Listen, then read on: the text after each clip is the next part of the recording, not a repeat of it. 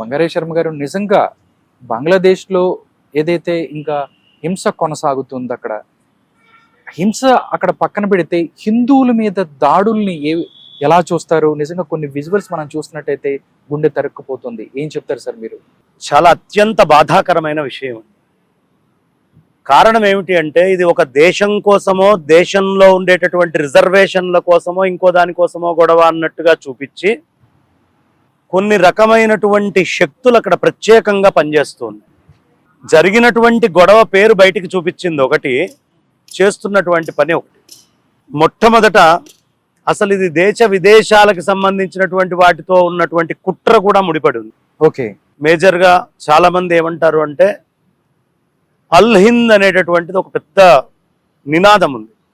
ఈ అల్ హింద్ ఏమిటయ్యా అంటే, ఈ మొత్తము ఆ భారతదేశాన్నంతా కూడా ఇస్లామైజేషన్ చేయడము అనేటటువంటిది అల్ హింద్ లక్ష్యం. మరి అల్ హింద్ అంటే భారతదేశమే కదా, బంగ్లాదేశ్కి మనకేమిటి సంబంధం? డెఫినెట్గా ఉంది. ఎలా ఉందయ్యా అంటే, ఒకప్పుడు గనక ఈ దేశాన్ని విభజన చేయకపోయి ఉంటే మత ప్రాతిపదికన బంగ్లాదేశ్ ఎక్కడ ఉంది? భారతదేశంలోనే ఉంది. పాకిస్తాన్ భారతదేశంలోనే ఉంది. అఖండ భారతంగా ఉంది. ఈ అల్ హింద్ అనే కాన్సెప్ట్ తోటే దీన్ని విభజన చేసి దాన్ని చేసుకున్నారు. తర్వాత పాకిస్తాన్ నుంచి అది విడిపడిపోయింది. అప్పటి నుంచి ఈ బంగ్లాదేశ్ని మళ్ళీ ఎలా ఆధీనంలోకి తీసుకోవాలి అనే ఆలోచన ఖచ్చితంగా అటు వర్గాలకి ఉంటుంది. విదేశాల నుంచి భారతదేశాన్ని ఎలా కట్టడి చేయాలి అనేటటువంటి ఉద్దేశ్యము మన నైబరింగ్ కంట్రీస్, మనతోటి ఎనిమిటీ మెయింటైన్ చేసేటువంటి వాళ్ళు అయితే చైనా అయి ఉండొచ్చు, లేదు ఇతరమైనటువంటి దేశాలు, వీళ్ళందరూ కూడా మాట్లాడాల్సినటువంటి వాళ్ళందరి ఆలోచనలకి యోగ్యమైనటువంటి స్థితి ఇవాళ మళ్ళీ ఏర్పడింది. ఈ అల్ హింద్ అనేటటువంటిది మెయిన్గా తీసుకొని వెళ్తున్నారు. ఇక్కడ ప్రధానంగా హిందువుల మీదే పనిగట్టుకొని దాడి చేయటం. ఇప్పటికి 12 గుళ్ళు ధ్వంసం చేశారు. దగ్గర కార్పొరేటర్ స్థాయిలో ఉన్నటువంటి హిందువుల మీద దాడి జరిగింది. మన దేశానికి, మన హిందుత్వానికి సంబంధించినటువంటి క్రికెటర్స్ లిటన్ దాస్ వ్యక్తిని వాళ్ళ ఇళ్ల మీద కూడా దాడి చేసి ఆస్తులన్నిటినీ ధ్వంసం చేసి తీసుకోవడం. ఆ అన్ని చోట్ల కూడా ఈ ఉగ్రవాద ప్రేరేపితమైనటువంటి చర్య మనకి సుస్పష్టంగా కనిపిస్తుంది. ఇవాళ మనం ఇంకా ఈ భారతదేశంలో మెజారిటీగా ఉన్నాం కాబట్టి ఈ మాత్రం సెక్యూర్డ్గా ఉన్నాము. డెఫినెట్గా ఇవాళ మనం గనక బంగ్లాదేశ్ని పాకిస్తాన్ని వీటన్నిటిని చూసి నేర్చుకోకపోతే ఈ అల్ హిందులు ఈ భారతదేశంలో కూడా జరుగుతుంది. హింద్ అసలు చేయాల్సిన పనే అది. వాళ్ళ మెయిన్ ఉద్దేశం 2047 కల్లా ఇది మొత్తం ఇస్లామిక్ కంట్రీ కావాలి అనేటటువంటి లక్ష్యంతో పనిచేస్తున్నారు. ఇవాళ్ళైనా భారతీయులు వాళ్ళ ఆర్థిక మూలాల్ని, వాళ్ళ జనాభా లెక్కల్ని, మొత్తం ప్రతి విషయంలో జాగ్రత్తలు గనక తీసుకోకపోతే ఈ దేశంలో కూడా, ఒకప్పుడు పాకిస్తాన్లో బ్రహ్మాండంగా ఉండేది. ఫర్ ఎగ్జాంపుల్ ముందుకు బంగ్లాదేశ్లో టెంటిటివ్గా ఒక 14%, 22 నుంచి 24% మంది హిందువులు 1951 ఉన్నారు.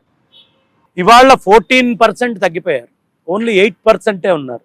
ఎక్కడికి వెళ్ళారు ఈ 14%? కేవలం ఇవాళ ఒక 2% పాకిస్తాన్లో మిగిలారు. మిగతా వాళ్ళందరూ ఏమయ్యారు? వీళ్ళకు కూడా సంతానం పెరగాలి కదా, ఏమయ్యారు వీళ్ళందరూ? ఖచ్చితంగా చాలా స్ట్రాటజిక్గా మన మీద పనిచేస్తూ దాడులు జరుగుతున్నాయి. ఇవాళ ఈ ఘటన చూస్తే ఓ పక్కన అక్కడ హిందువులు రోధిస్తూ ఉంటే మనస్సు ఎక్కడ లేనటువంటి దుఃఖాన్ని చెందుతూ ఉంది. ఎట్ ద సేమ్ టైం ఇది ఒక కాషనింగ్ అలార్మ్. రోహింగ్యాల్ని మనం తెచ్చిపెట్టుకుంటాం. మీకు ఈవెన్ అమెరికా లాంటి కంట్రీస్ కూడా మానవ హక్కులు అని మాట్లాడేటటువంటి కంట్రీస్, ఫిలిప్పీన్స్కి సంబంధించినటువంటి ముస్లిమ్స్కి కొంచెం జరిగితే వాళ్ళకి వెంటనే కంటికి కనిపించింది. అవును, వెంటనే ఇమీడియట్గా కనిపించింది. కానీ ఇంత బంగ్లాదేశ్లో జరిగేటువంటి హిందువుల విషయానికి వచ్చేటప్పటికి ఎక్కడికి పోయినాయి ఈ హక్కులన్నీ? మీకు ఎక్కడైనా కనిపిస్తున్నాయా? ఎక్కడా లేవు. వాళ్ళు స్టేట్మెంట్ ఇచ్చారు, అమెరికన్ గవర్నమెంట్ ఏమని స్టేట్మెంట్ ఇచ్చారు? అయ్యా, ఇది షేక్ హసీనా మేనేజ్ చేయలేకపోవడం, తీసుకున్న తప్పుడు నిర్ణయాలు అంటూ షేక్ హసీనాకి అగెయిన్స్ట్గా వెళ్ళారు. కానీ హిందువుల మీద దాడి చేయొద్దు అని చెప్పలేదు. స్టేట్మెంట్ ఐక్యరాజ్య సమితి నుంచి కానీ ఎక్కడి నుంచి అయినా వచ్చిందా? వాళ్ళకి ఇవి ఏవీ కనిపించవు. అదే ఫిలిప్పీన్స్ అయినా గంట లోపల అమెరికా నుంచి స్టేట్మెంట్స్ వచ్చేసినాయి. రీజన్ ఏంటి అంటే భారతదేశంలోనే మనకు ఐక్యత లేకపోతే మిగతా దగ్గర నుంచి ఎవడెక్కడ మాట్లాడతాడు? కంటెంబడి నీళ్ళొచ్చేంతటి దారుణమైనటువంటి ఘటనలు ఇవాళ అక్కడ జరుగుతున్నాయి. 12 గుళ్ళు పాడైపోయినాయి. పాకిస్తాన్లో ఆల్రెడీ వేల సంవత్సరాలుగా ఉన్నటువంటి గుళ్ళని బాత్రూములుగా వాష్రూములుగా మార్చి వాడుకుంటున్నటువంటి పరిస్థితి అక్కడ కనిపిస్తోంది. ఇప్పుడు బంగ్లాదేశ్ మీద ఇది రాజకీయమైనటువంటి కుట్ర, మతపరమైనటువంటి కుట్ర, అంటే ప్రత్యక్షంగా ప్రచ్ఛన్నంగా భారతదేశం మీద దాడి మేము చేయడానికి మేము ఎంచుకున్న మార్గము అని విదేశాల నుంచి మనకు చూపిస్తున్న ఘటన. నిజంగా సార్, దీని వెనక పాకిస్తాన్, దాంతోపాటు చైనా ఉంది. భారతదేశాన్ని దెబ్బ కొట్టాలంటే బంగ్లాదేశ్ని అధీనం చేసుకోవాలి, అక్కడి నుంచి బే ఆఫ్ బెంగాల్ అవ్వచ్చు, లేకపోతే ఇతర మార్గాల ద్వారా భారతదేశాన్ని దెబ్బ కొట్టడానికి పాకిస్తాన్, చైనా ఆడుతున్న డ్రామా అని చెప్పి మాట్లాడుతున్న పరిస్థితి. ఏమంటారు సార్ మీరు? ఖచ్చితంగా అనుమానం ఏముందండి, అల్ హింద్ అనే కాన్సెప్ట్ ఇప్పుడు తీసుకొని ముందరికి వెళ్తోందే పాకిస్తాన్. పైపెచ్చు అక్కడ పనిచేసిందంతా ఏమిటి? జమాతే ఇస్లామే కదా మేజర్గా పనిచేసింది. ఇవాళ బంగ్లాదేశ్ ఈ స్థితికి రావడానికి ప్రధానమైనటువంటి కూడా, ఒకవేళ అనుకున్నట్టు రిజర్వేషన్ ఇంకో ఎజెండా అయితే బాగానే ఉండేది, కానీ అది ఎజెండా కాదు. మొత్తము చాలా మటుకు బంగ్లాదేశ్లో ప్రధానమైనటువంటి అధికారులందరినీ కూడా కొనేయడం అనేటటువంటిది జరిగింది. వాళ్ళందరినీ ఆధీనంలో తీసుకోవడం అయింది. షేక్ హసీనా భారతదేశానికి చాలా ఫేవర్ గా ఉంది. ఇప్పుడు సేమ్ సార్ అదే చెబుతున్నారు, ప్రో ఇండియా ఉంది. అందువల్లే ఇదంతా జరుగుతుంది అనుకోవచ్చా? అందువల్ల అని చెప్పడానికి వీల్లేదు. కారణం అదొక కారణం. మొన్న బంగ్లాదేశ్ లో స్ట్రాటజిక్ గా సముద్రం దగ్గర ఉండేటటువంటి ఒక అద్భుతమైనటువంటి డిఫెన్స్ పాయింట్ కి యోగ్యమైనటువంటిది భారతదేశానికి మెయింటెనెన్స్ కొట్టుకున్నారు. అది కాక మనం చాలా ఫ్రీ ప్రాజెక్ట్స్ ఇప్పటికే బంగ్లాదేశ్ కి మనందరు ట్యాక్స్ పేయర్స్ మనీని తీసుకొని వెళ్ళి కూడా పక్క దేశం బాగుండాలి అని ఫండ్స్ ఇచ్చి ఎలకేట్ చేసి చేయటం కూడా అయింది. ఇప్పుడు ఈ స్నేహభావం అంతా భారతదేశానికి వృధా అయిపోతుంది. సైన్యం యొక్క రూల్ తీసుకొస్తే చైనా ఎలా చెబితే అలా, పాకిస్తాన్ ఎలా చెప్తే అలా. బికాజ్ ఆల్రెడీ బంగ్లాదేశ్ పాకిస్తాన్లో ఉండి విడిపోయినప్పటి నుంచి అక్కడ ఐఎస్ఐ యొక్క స్ట్రెంగ్త్ చాలా ఎక్కువ ఉంది.